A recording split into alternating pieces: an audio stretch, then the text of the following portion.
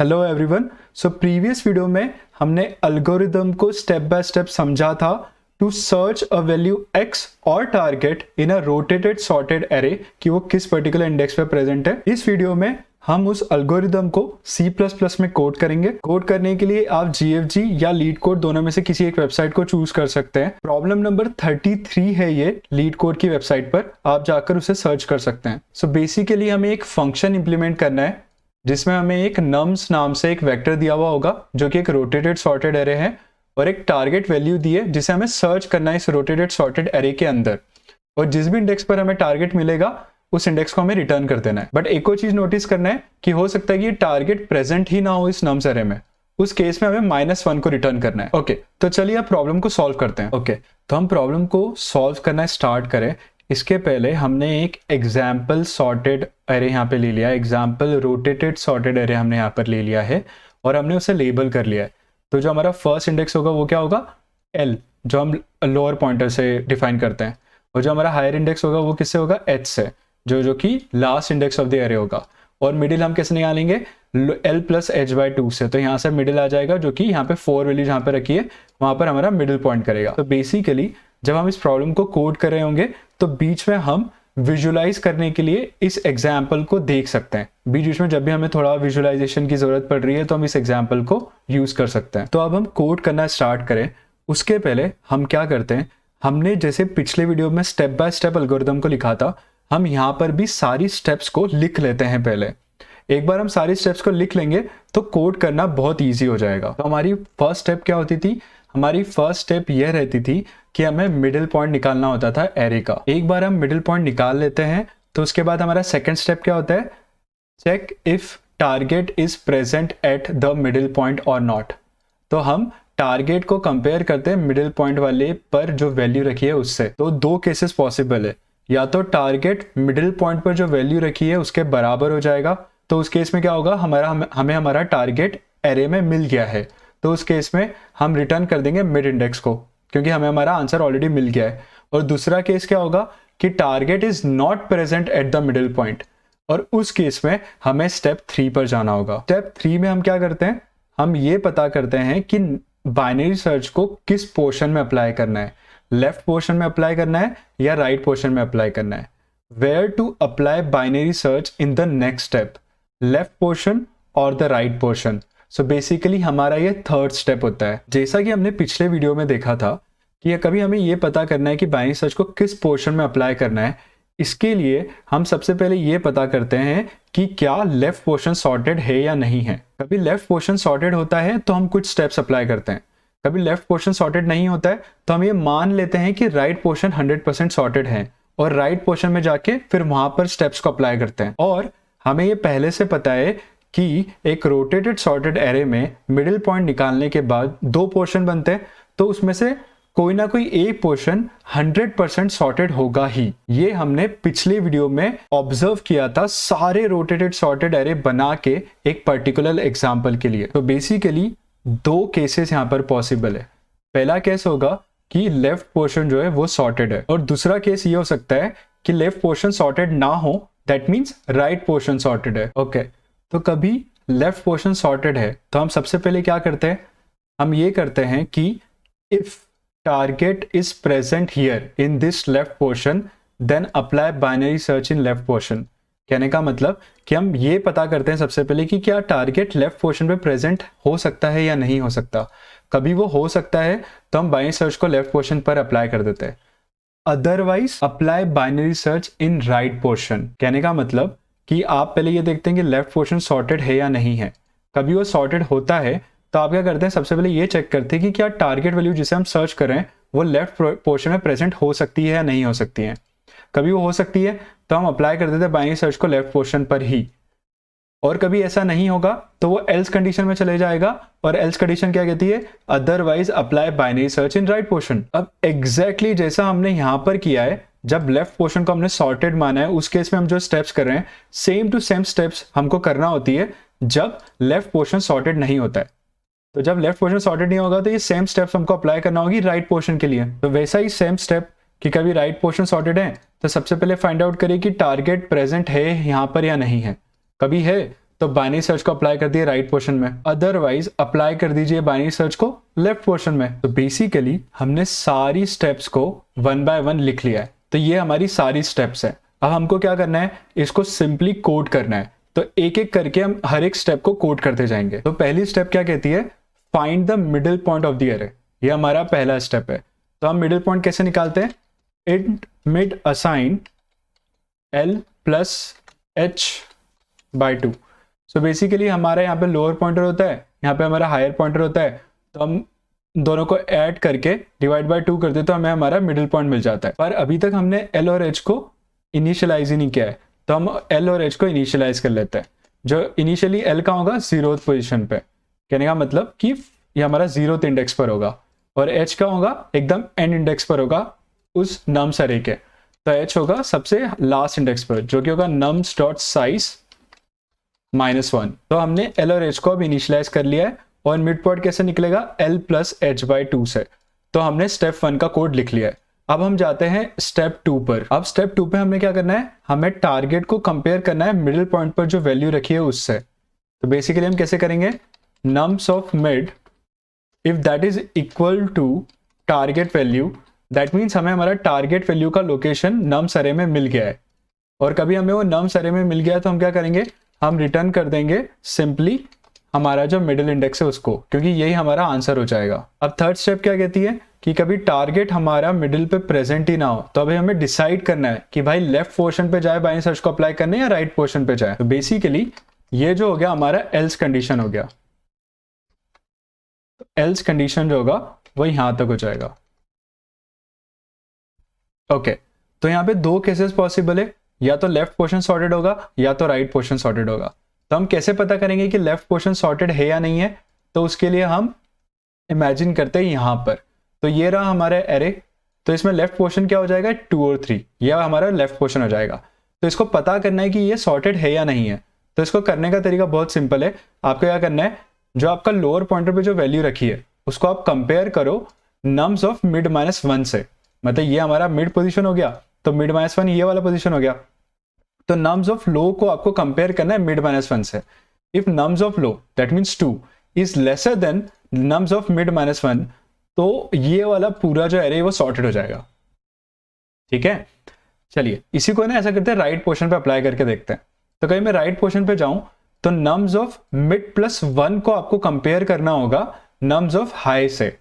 तो कभी nums of mid +1 छोटा होता नम्स ऑफ हाई से, जो कि इस केस में पॉसिबल नहीं है क्योंकि 5 जो है वो छोटा नहीं है 1 से। दैट मीन्स ये जो राइट पोर्शन है ये सॉर्टेड नहीं है। ओके, तो इस तरीके से हम पता करते हैं कि लेफ्ट पोर्शन सॉर्टेड है या राइट पोर्शन सॉर्टेड है। वो पर्टिकुलर पोर्शन को सॉर्टेड है या नहीं है इस तरीके से पता करेंगे।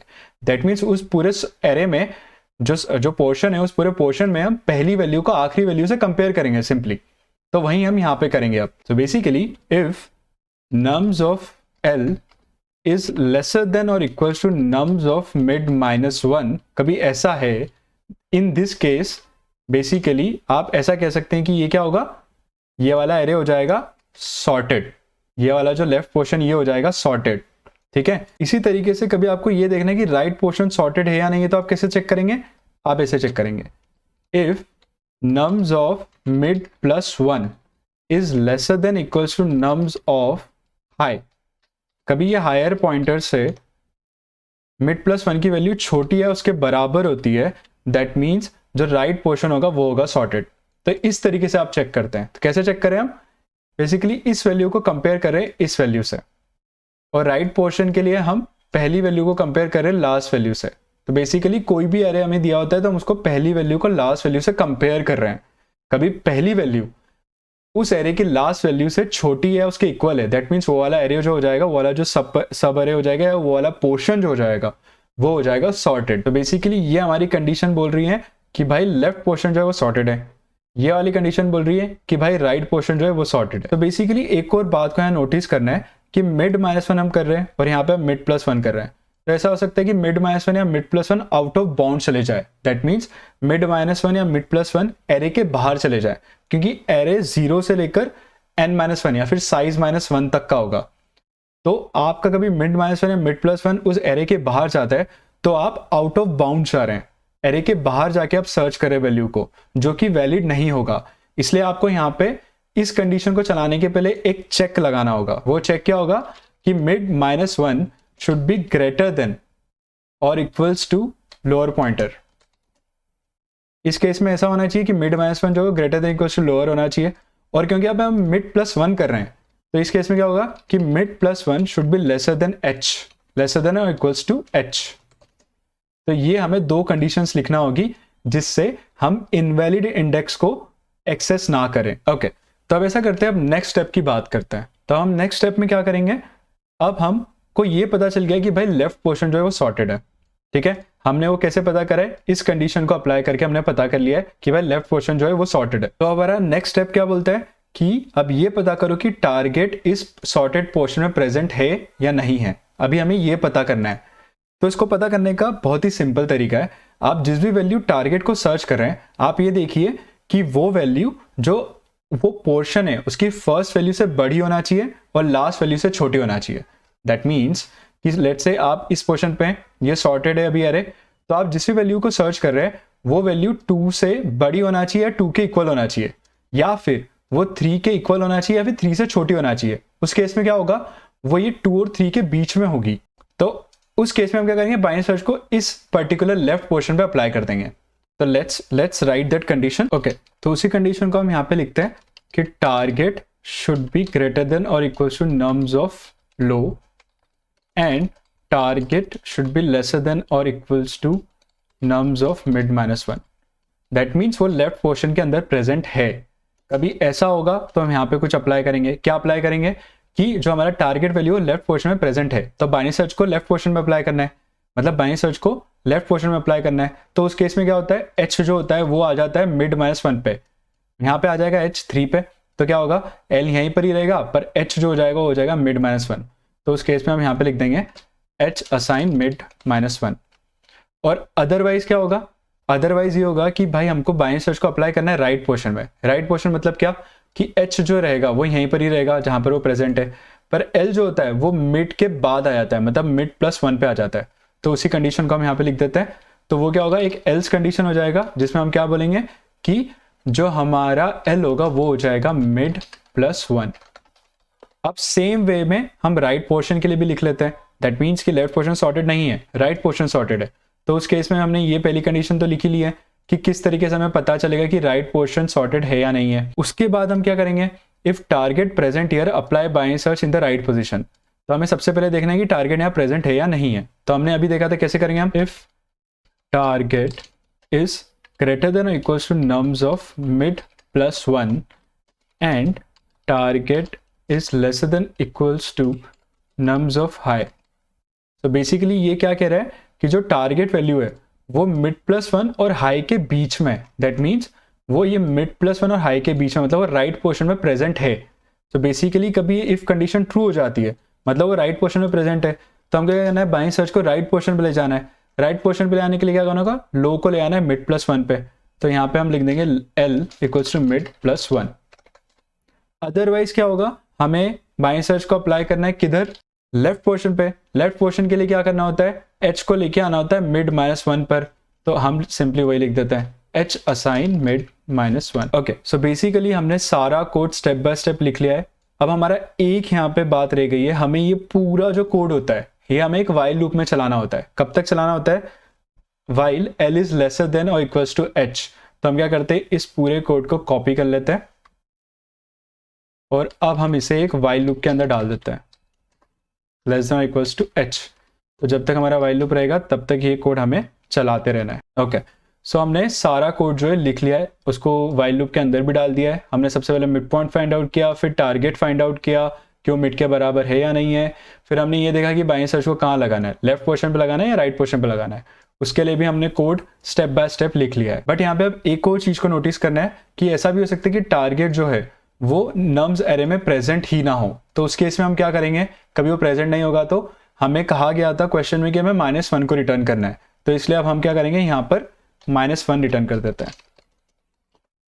क्या होगा, इसका मतलब क्या होगा कि बेसिकली आंसर मिल गया। कभी हमें नम्स ऑफ मिड कहीं पे टारगेट पे कहीं पर मिल गया तो वो मिड रिटर्न हो जाएगा।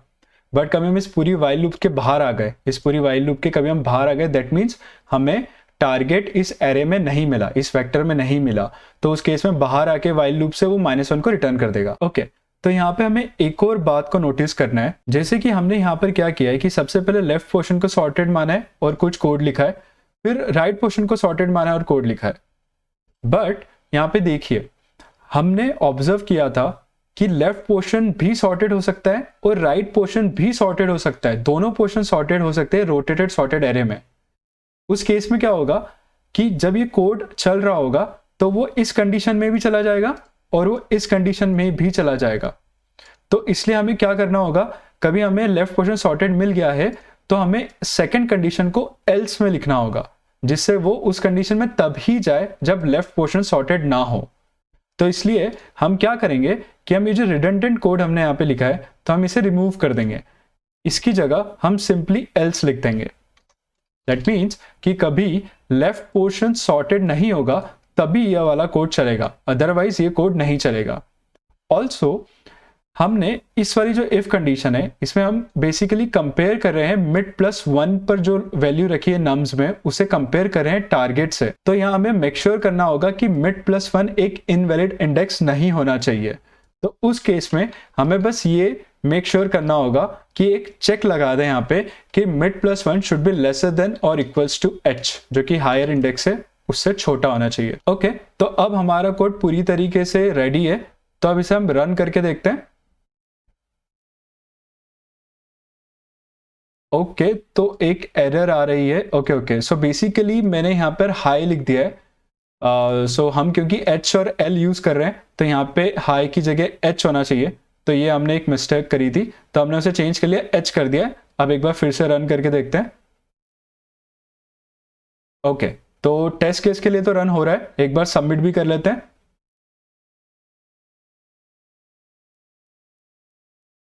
ओके, सो जो हमारा कोड है वो एक्सेप्ट हो गया। आई होप कि आपको जो पूरा एक्सप्लेनेशन है वो अच्छे से समझ में आया होगा।